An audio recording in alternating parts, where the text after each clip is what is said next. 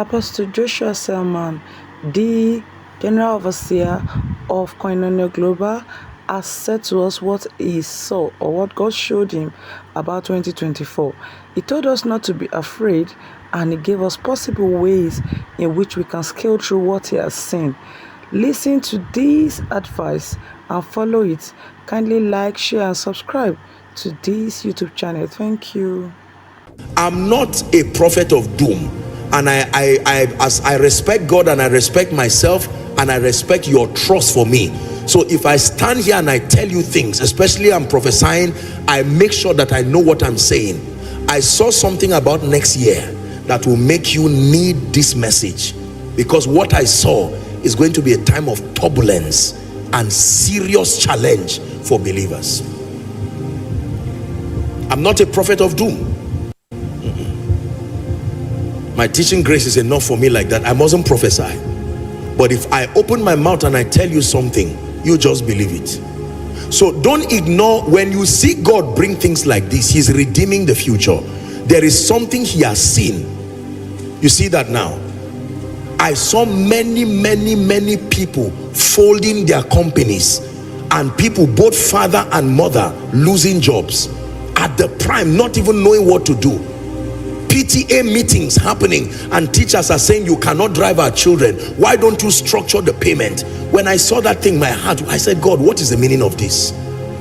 When God shows things like this, it's not to put fear, but he's showing it so that believers can be prepared. Now you have something on ground. God has shown you mercy.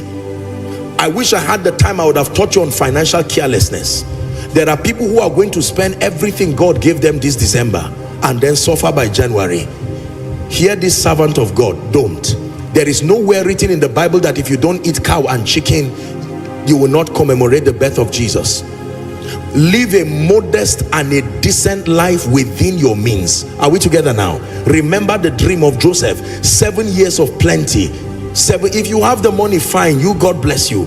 But for many of us, who, especially those that the year has been rough, there is a mindset people have that once it is Christmas, burn everything you have, finish all the money, live a fake and a false life, carry your family and go around the world, and then return back and suffer. That's not a wise bargain. For someone, God is helping you to now begin to be frugal. Another thing I would have thought about is living a fake life. One of the major reasons a fake life is very expensive. Write it down. A fake life is very expensive. It takes so much to fund a fake life, and once you start, you must maintain it. A fake life is very expensive. If you are not there, you are not there. You can start gradually with the dignity of kingdom integrity. A fake life is expensive.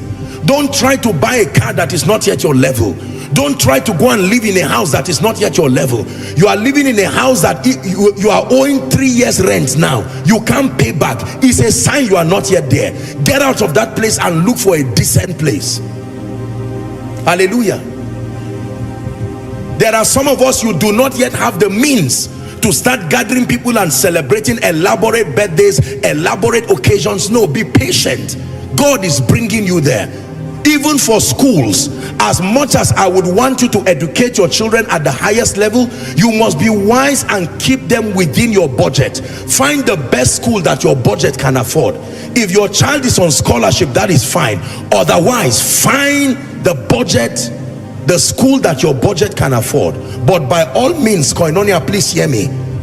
Great disaster is going to befall many, and there are many who will begin to tour the corridors of compromise because of this finance thing. I shall not want is not just a prophetic declaration. It is a declaration that comes with responsibilities, and the responsibility is learn all you can. Now that God has given you a good job, don't waste your salary that is coming. Learn all you can about investments. Are we together now? Meet intelligent people with integrity who know what they are saying, not people playing games all around the internet, deceiving and fooling people. Don't fall prey to some of these things. Seek counsel. 5 kinds of investment you must make in your life. Number 1 is your spiritual investment. Number 2, investment in your mind. Let me give you this and then we'll wrap up. 5 kinds of investment. Number 1, your spiritual investment. When I talk of investments, I'm not just talking of putting money.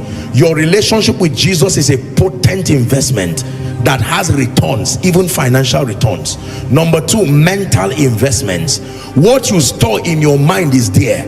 You don't need to refrigerate it, you don't need to warm it. It is there and will always be ready to be delivered when needed. Number 3, invest in your health and your well-being. It's an investment. Invest in your health and your well-being. It's often said that people deteriorate their health to make money, then they use the money they have made to now maintain their health that is now deteriorated. Don't be like that. Invest in your health and your wellness. Number 4, invest in strategic relationships.